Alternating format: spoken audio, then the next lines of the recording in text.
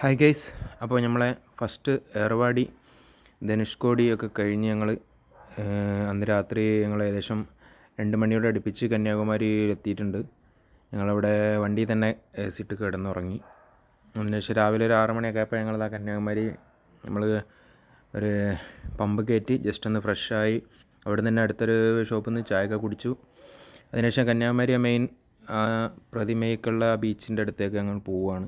നമ്മളിപ്പോൾ കന്യാകുമാരിയിൽ നിന്ന് അടിച്ചിക്കാണ് കറക്റ്റ് ഗൂഗിൾ മാപ്പൊക്കെ അങ്ങോട്ടേക്കാണ് നമ്മൾ കാണിക്കാം. അതിൻ്റെ പാർക്കിംഗ് ഏരിയയിലേക്കാണ് നമ്മളിപ്പോൾ എത്തുന്നത്.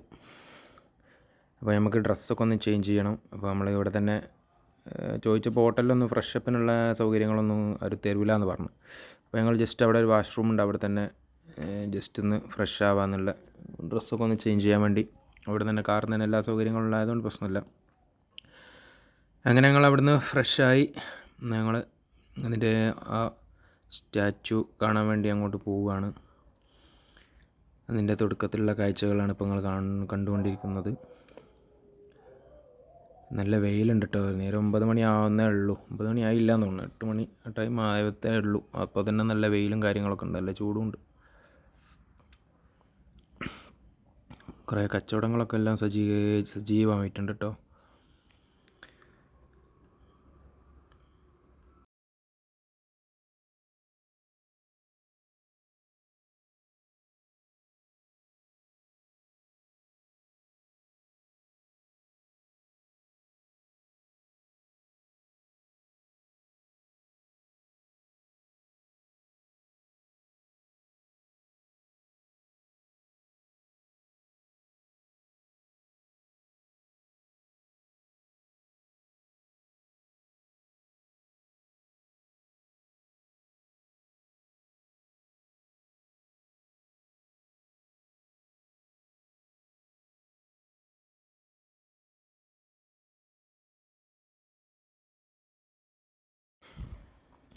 കന്യാകുമാരിയിലാണ് ഇന്ത്യയിൽ ആദ്യമായിട്ട് കടലിന് മുകളിലൂടെയുള്ള ഗ്ലാസ് ബ്രിഡ്ജ് വന്നിട്ടുള്ളത്.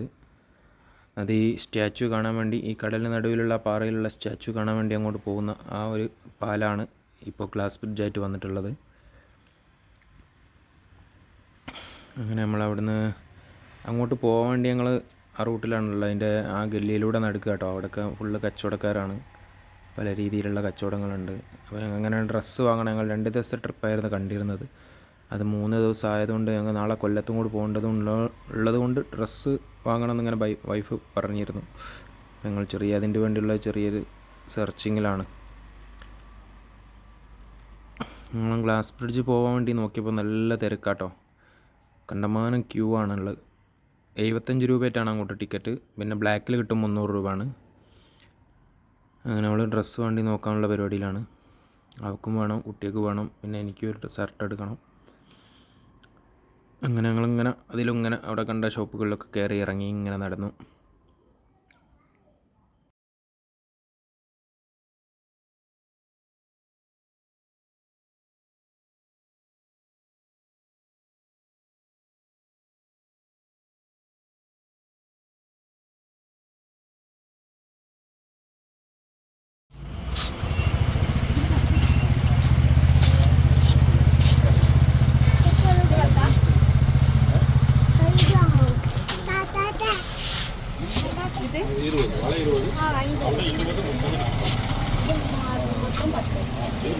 അവിടെ 20, 30, 40. ഇവിടെ വളരെ 20. ഈ കളിപ്പാട്ടങ്ങളാണ്.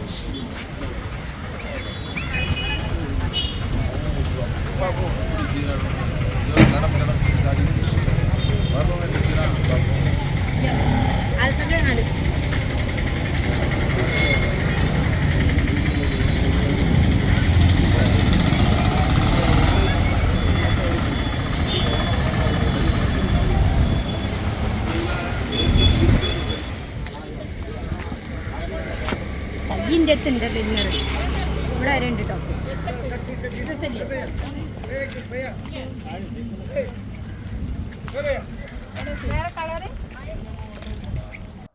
അവിടുത്തെ പർച്ചേസിങ് കഴിഞ്ഞ് ഞങ്ങൾ നേരെ വന്നത് അവിടുത്തെ തൊട്ടടുത്ത് തന്നെയുള്ള വാക്സ് മ്യൂസിയത്തിലേക്കാണ് കേട്ടോ. ഇവിടെ ഒരാൾക്ക് 295 അങ്ങനെ ആയിട്ടുണ്ട്. ഞങ്ങൾ വാക്സ് മ്യൂസിയം അതുപോലെ തന്നെ 3D 9D ഷോയും കൂടിയാണ് ഞങ്ങൾ എടുത്തത്. അതിനോടൊപ്പം തന്നെ 3D പിന്നെ പിക്ചറിൻ്റെ ഒക്കെ ഒരു ഷോയും കൂടി ഉണ്ട്. നമുക്ക് ഫോട്ടോ ഒക്കെ എടുക്കാൻ വേണ്ടിയിട്ടുള്ള അതുകൂടിയാണ്. ഒരാൾക്ക് 295 അങ്ങനെ വന്നിട്ടുണ്ട് അവിടെ. വാക്സ് മ്യൂസിയത്തിൽ അത്യാവശ്യം നമ്മളെ അമിതാഭ് ബച്ചന്, മദർ തെരേസ, പിന്നെ നമ്മളെ തമിഴിലെ പ്രധാന വിജയ്, അമിതാഭ് ബച്ചൻ, അർണോൾഡ്, അങ്ങനെ ഒരുവിധം എല്ലാവരും ഉണ്ട് കേട്ടോ. നമ്മളെ APJ അബ്ദുൽ കലാം, മൻമോഹൻ സിംഗ്, നെഹ്റു, അങ്ങനെ ഒരുവിധം എല്ലാവരുടെയും സ്റ്റാച്യു ഇവിടെ ഉണ്ട് വാക്സ്. അവിടുന്ന് ഞങ്ങൾ നേരെ ഇറങ്ങി പിന്നെ നമ്മൾ വട്ടക്കോട്ടയിലേക്കാണ് വന്നത്. അതൊക്കെ നമ്മൾ ഗൂഗിളിൽ അടിച്ചാൽ ഓട്ടോമാറ്റിക്കായിട്ട് നമുക്ക് അങ്ങോട്ട് കിട്ടും. അതുകൊണ്ടാണ് പിന്നെ നമ്മൾ റൂട്ടൊന്നും കാണിക്കാത്തത്. അപ്പോൾ വട്ടക്കോട്ടയിൽ ഒരാൾക്ക് 25 ആണ്. കുട്ടികൾക്ക് ഫ്രീ ആട്ടോ. 15 വയസ്സ് വരെയുള്ള കുട്ടികൾക്ക് ഫ്രീ ആണ് ടിക്കറ്റ്. അഡൽസിന് 25 റുപ്പീസാണ്. ഒരു ക്രൗഡൊന്നും ഇല്ലാത്തൊരു ഏരിയയാണ്. കൂടുതൽ ആളുകളൊന്നും ഇപ്പോൾ ഇങ്ങോട്ട് എത്തിയിട്ടില്ല. ഞങ്ങൾ വന്നൊരു 10-11 മണി ടൈം ആയിട്ടേ ഉള്ളൂ. അപ്പോൾ കൂടുതൽ ആളുകളൊന്നും എത്തിയിട്ടില്ല. ഞങ്ങൾ കോട്ടേൻ്റെ ഉള്ളിൽ കയറി. ഒരു ചെറിയ കോട്ടയാണ്, കൂടുതലൊന്നുമില്ല. ഈ ഒരു കാണുന്ന ഏരിയ തന്നെ ഉള്ളൂ കോട്ടയിൽ കാണാനുള്ളത്. പിന്നെ ഇതിൻ്റെ മുകളിൽ അങ്ങോട്ട് കയറിയാൽ നമുക്ക് കടൽ തീരം കാണാം. കടലും അതിൻ്റെ ഒരു ആ തീരത്തുള്ള ഇതും ഭംഗിയൊക്കെ കണ്ട് ആസ്വദിക്കാൻ പറ്റിയൊരു സ്ഥലം തന്നെയാണ്. ഫോട്ടോസുകളൊക്കെ എടുക്കാൻ പറ്റിയൊരു സ്ഥലമാണ്. അപ്പം കന്യാകുമാരി വരുന്നവരൊക്കെ എന്തായാലും മസ്റ്റായിട്ട് വിസിറ്റ് ചെയ്യേണ്ട പ്ലേസ് തന്നെയാണ് ഈ വട്ടക്കോട്ടൈ.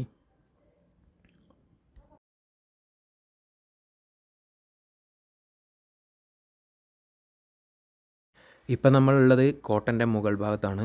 ഇവിടെ നിന്നാണ് ആ കടലിൻ്റെ വ്യൂ ഒക്കെ നല്ല രീതിയിൽ നമുക്ക് കാണാൻ കഴിയും.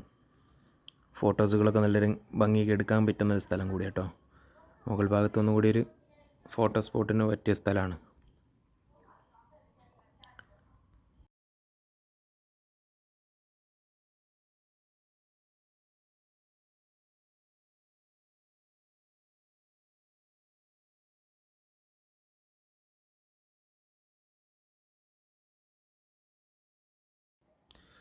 ഇനി നമ്മൾ പോകുന്നത് കന്യാകുമാരിയിലെ തന്നെ ഏറ്റവും നല്ലൊരു വാട്ടർഫാൾസിലേക്കാണ്. തൃപ്പറപ്പ് വാട്ടർഫാൾസ്. അത് ഏത് ടൈമിൽ പോയാലും അത്യാവശ്യം വെള്ളം ഉണ്ടാവുന്ന ഒരു വാട്ടർഫാൾസാണ്. എനിക്ക് തോന്നുന്നു കേരളത്തിലെ തന്നെ ഏറ്റവും നല്ലൊരു വാട്ടർഫാൾസ് ആയിരിക്കാം. ഇവിടുന്ന് കുറച്ച് ദൂരം ഉണ്ട് കേട്ടോ. ഒരു 10-40 കിലോമീറ്റർ ദൂരത്തിലാണ് അത് കിടക്കുന്നത്. വാട്ടർഫാൾസിലേക്കുള്ള റണ്ണിങ്ങിലാണ് ഇപ്പം നമ്മളുള്ളത്. കുട്ടികളൊക്കെ ഇപ്പോൾ 2ാമത്തെ ദിവസമാണ്. ഞങ്ങളുടെ ടൂറിൻ്റെ 2ാമത്തെ ദിവസമാണ് ഇപ്പം ഇന്ന്. അപ്പോൾ ഫസ്റ്റ് എപ്പിസോഡ് കാണാത്തവർ ഫസ്റ്റ് എപ്പിസോഡ് കയറി കാണണം. നമ്മളെ ചാനലിൽ അപ്ലോഡ് ചെയ്തിട്ടുണ്ട്.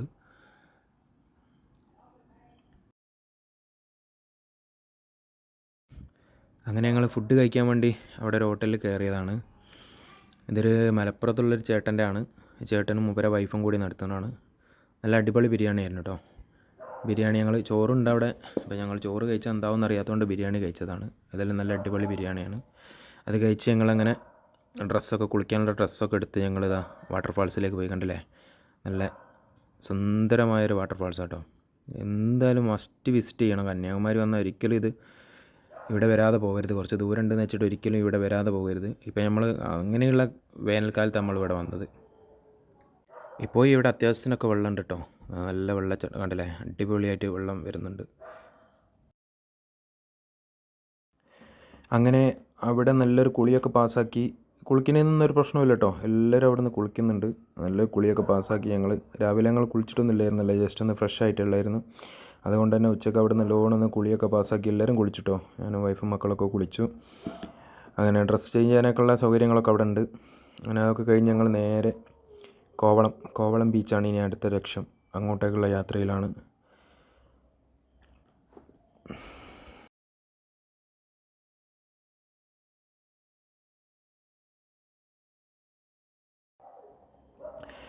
അങ്ങനെ ഞങ്ങൾ കോവളം ബീച്ചിൻ്റെ പാർക്കിങ്ങിലെത്തിയിട്ടുണ്ട്. ഇവിടെ 3 ബീച്ച് അങ്ങനെ ഉണ്ട്. കോവളം ഇതൊരു സൈഡ് ബീച്ച്, ഇതിൻ്റെ അപ്പുറത്ത് വേറെ ലൈറ്റ് ഹൗസ് വരുന്നൊരു ബീച്ചുണ്ട്. അങ്ങനെ ഒരുപാട് ബീച്ച് ഉണ്ട് ഇവിടെ. 3 ബീച്ച് അങ്ങനെ ഉണ്ട് കോവളം. എനിക്ക് തോന്നുന്നു കൂടുതൽ പിന്നെ യാത്രക്കാർ വരുന്ന ബീച്ച് നേരെ അപ്പുറത്തുള്ള ബീച്ചാന്ന് തോന്നുന്നു. അങ്ങോട്ട് നമുക്ക് നടന്ന് പോകാനേ ഉള്ളൂ. ലൈറ്റ് ഹൗസൊക്കെ ഞങ്ങളൊക്കെ റീൽസിലൊക്കെ കാണുന്ന ആ ഒരു ഏരിയ ഇല്ലേ, ആ ഒരു ഏരിയയാണ് കോവളം ബീച്ചിൻ്റെ മെയിൻ ഹൈലൈറ്റ്സ് എന്ന് തോന്നുന്നു. അങ്ങനെ ഞങ്ങൾ ബീച്ചിൻ്റെ സൗന്ദര്യമൊക്കെ ആസ്വദിച്ച് അങ്ങനെ നടക്കുകയായിരുന്നു ഇതിലിങ്ങനെ. അപ്പോൾ ഒരാൾ വന്ന് ഞങ്ങളോട് സ്പീഡ് ബോട്ട് പോകണമെന്ന് ചോദിച്ചു. 2000 രൂപയാണ് പറഞ്ഞത്. അവസാനം അയാൾ 1600 രൂപയ്ക്ക് തന്നു. അങ്ങനെ ഞങ്ങൾ സ്പീഡ് ബോട്ട് കയറാൻ വേണ്ടി അങ്ങോട്ട് പോയി. അവിടെ നിന്നൊരു ടിക്കറ്റ് എടുത്ത് ഈ മനുഷ്യനാണ് കേട്ടോ ഞങ്ങളോട് പറഞ്ഞത്. നല്ലൊരു വ്യക്തി. അയാൾ പറഞ്ഞത് ഞങ്ങൾക്ക് ജീവിതത്തിൽ ഏറ്റവും കൂടുതൽ ആസ്വദിക്കാൻ കഴിഞ്ഞു. അവിടെ വന്നിട്ട് സ്പീഡ് ബോട്ട് എടുത്തില്ലെങ്കിൽ ഞാനതൊരു നഷ്ടമായി പോയെന്ന് തോന്നിപ്പോയി. അത്രയും നല്ലൊരു യാത്രയായിരുന്നു. 20 മിനിറ്റുള്ളൊരു യാത്ര. നമ്മളെ പുതിയ ഹാർബറും വിഴിഞ്ഞം ഹാർബറും കാര്യങ്ങളൊക്കെ കാണിച്ച്, അതുപോലെ 2-3 പള്ളികളുണ്ട് അവിടെ, മക്കാം സ്ഥിതി ചെയ്യുന്ന പള്ളികൾ. ഈ യാത്ര തന്നെ ഒരു വല്ലാത്തൊരു എക്സ്പീരിയൻസ് ആയിരുന്നു കേട്ടോ.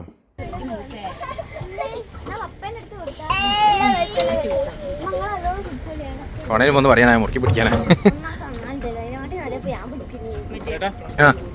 ഇതാണ് അദാനിപ്പൂർ, ഇന്ത്യയിലെ ഫസ്റ്റ് മദർ പോർട്ട് എന്ന് പറഞ്ഞ ഇതാണ്. ഇതിന്റെ ഉള്ളിൽ ഒരു ഷിപ്പ് കിടപ്പുണ്ടായിരുന്നു എംബസിയുടെ. ഇപ്പൊ പോയോ? ഇങ്ങോട്ട് നോക്കി, ഇത് വിഴിഞ്ഞ പഴയ വിഴിഞ്ഞ സ്റ്റാച്ചു ഉണ്ട്. അത് ജുമാ മസ്ജിദാണ്. ആ കടലിന്റെ സൈഡിൽ ഇരുന്ന ദർഗയാണ്. കുറച്ച് ഉള്ളിൽ കൂടെ ഒന്നുകൊണ്ടാണ് സൈഡ് സീൻ ബീച്ചൊന്ന് കാണാൻ പറ്റാത്തത്. ബീച്ചൊന്ന് ഞാൻ കാണിച്ചു. തിരിച്ചാ മളയിൽ എങ്ങനെ പോവാ? സൈഡ് കാണിച്ചു.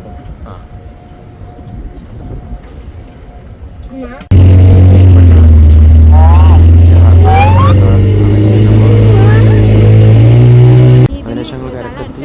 ഞങ്ങൾ ലൈറ്റ് ബീച്ചിലേക്കൊക്കെ നടന്നു പോയി. അതിൻ്റെ മുകളിൽ ഇരിക്കാൻ ഇടമുള്ള ചെറിയൊരു വേറൊരു സ്ഥലമൊക്കെ ഉണ്ട്. സൂര്യാസ്തമനമൊക്കെ നല്ല രീതിയിൽ കാണാൻ പറ്റിയ സ്ഥലത്തൊക്കെ അങ്ങനെ കുറഞ്ഞ ഒരു അത്യാവശ്യം ടൈം ഞങ്ങളവിടെ സ്പെൻഡ് ചെയ്തു കോവളം ബീച്ച്.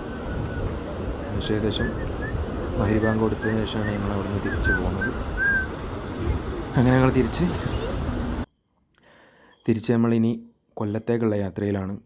ഏകദേശം കോവളം ബീച്ചിൻ്റെയും തിരുവനന്തപുരത്ത് വേറെയും കുറേ സ്ഥലങ്ങൾ കാണാനുണ്ടായി. തിങ്കളാഴ്ച ആയതുകൊണ്ട് നമുക്ക് പല സ്ഥലങ്ങളും കാണാൻ പറ്റിയില്ല. അപ്പോൾ തിരുവനന്തപുരത്ത് വരുന്നത് പ്രത്യേകം ശ്രദ്ധിക്കുക.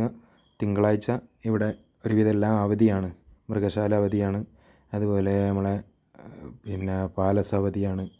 അതുകൊണ്ട് ഞങ്ങൾ പിന്നെ കൂടുതൽ അവിടെ സ്പെൻഡ് ചെയ്യാൻ നിന്നില്ല. ഞങ്ങൾ തിരിച്ച് കൊല്ലത്തേക്കുള്ള ഇനി കൊല്ലം എക്സ്പ്ലോർ ചെയ്യാനുള്ള പരിപാടിക്ക് വേണ്ടി രാവിലെ ആകുമ്പോൾ കൊല്ലത്തെത്തണം. നമുക്ക് ഇവിടുന്ന് 3 കിലോമീറ്റർ അങ്ങനെയുള്ളൂ കൊല്ലത്തേക്ക്.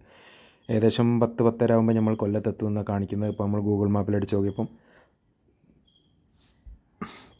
അപ്പോൾ ഇത് തിരുവനന്തപുരം ലുലു ഹൈപ്പർ മാർക്കറ്റ് കേട്ടോ. എനിക്ക് തോന്നുന്നു കേരളത്തിലെ ഏറ്റവും വലിയ ലുലുവിൻ്റെ ഷോറൂം ഹൈപ്പർ മാർക്കറ്റ് തിരുവനന്തപുരത്താണെന്ന് തോന്നുന്നത്. നല്ല അത്യാവശ്യം വലുപ്പമുള്ളൊരു ഷോറൂം തന്നെ കേട്ടോ ലുലുവിൻ്റെ.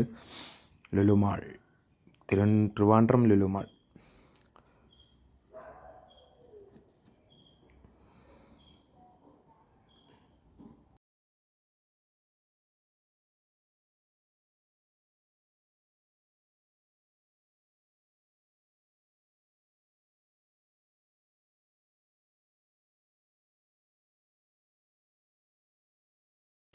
കേരളത്തിലെത്തിയാൽ പിന്നെ റോഡുകളൊക്കെ ഫുൾ ടൈം തിരക്കായിരിക്കും. നമ്മൾ തമിഴ്നാട്ടിലെ പോലെയല്ല, ഫുൾ ടൈം തിരക്ക് പറഞ്ഞാൽ ഫുൾ ടൈം തിരക്ക്. ഒരു നേരവും ഫ്രീ ആയി കിട്ടില്ല. എപ്പോഴും ബ്ലോക്കും കാര്യങ്ങളും. എന്താ പറയുക, ഫുൾ ടൈം വണ്ടി റണ്ണിങ്ങിൽ. റോഡ് മേലെ ഒരു നേരം വണ്ടി ഇല്ലാത്ത ടൈം ഉണ്ടാവില്ല. അങ്ങനെ ഞങ്ങൾ ഏകദേശം കൊല്ലത്തെത്തി. കൊല്ലത്തു നിന്നാണ് ഞങ്ങൾ ഫുഡ് കഴിച്ച് ഞങ്ങളവിടെ റൂം എടുത്ത് അവിടെ ആൾട്ടായിട്ട് രാവിലെ ബാക്കിയുള്ള കാര്യങ്ങൾ ചെയ്യാം എന്നുള്ള നിലയിലാണ്. അപ്പോൾ ബാക്കിയുള്ളതൊക്കെ നമുക്ക് അടുത്ത വീഡിയോയിൽ കാണാം.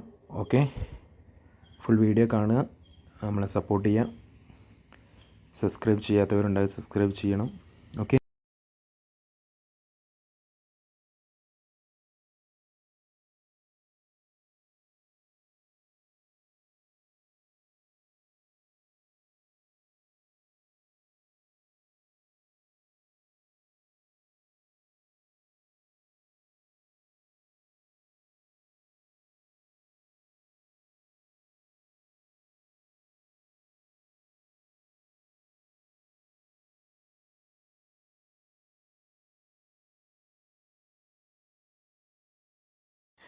അങ്ങനെ ഞങ്ങൾ ഏകദേശം ഒരു 10 മണിയൊക്കെ ആയപ്പോൾ ഞങ്ങൾ ഏകദേശം കൊല്ലത്തെത്തിയിട്ടുണ്ട് കേട്ടോ. കൊല്ലം സിറ്റിയിലേക്കാണ് ഞങ്ങൾ എത്തിപ്പെട്ടത്. അപ്പോൾ ഇവിടെ കൊല്ലത്ത് CPMൻ്റെ സമ്മേളനം നടക്കുന്നുണ്ട്. അതിൻ്റെ ഫുള്ള് അലങ്കരിച്ചിട്ടതാണ് കേട്ടോ. ഞങ്ങൾ ജസ്റ്റ് ബോട്ട് ജെട്ടിയിലൊന്ന് പോയി നോക്കാമെന്നുള്ളതിലേക്കാണ് ഇങ്ങോട്ട് വന്നത്. എന്താ അവിടുത്തെ സ്ഥിതി കാര്യങ്ങളൊക്കെ ഒന്ന് അറിയാൻ വേണ്ടി.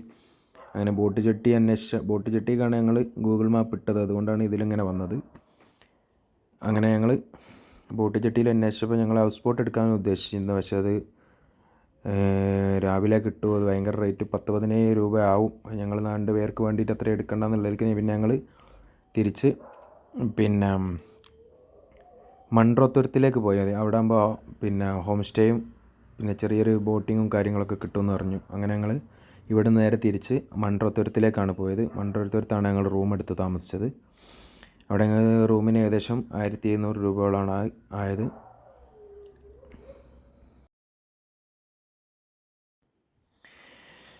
ബാക്കി കൊല്ലത്തിൻ്റെ വിശേഷങ്ങളും കാര്യങ്ങളൊക്കെ നമുക്ക് അടുത്ത വീഡിയോസിൽ പങ്കുവയ്ക്കാം. ഓക്കെ ഫ്രണ്ട്സ്, അപ്പം എല്ലാവരും സപ്പോർട്ട് ചെയ്യണം. Thank you.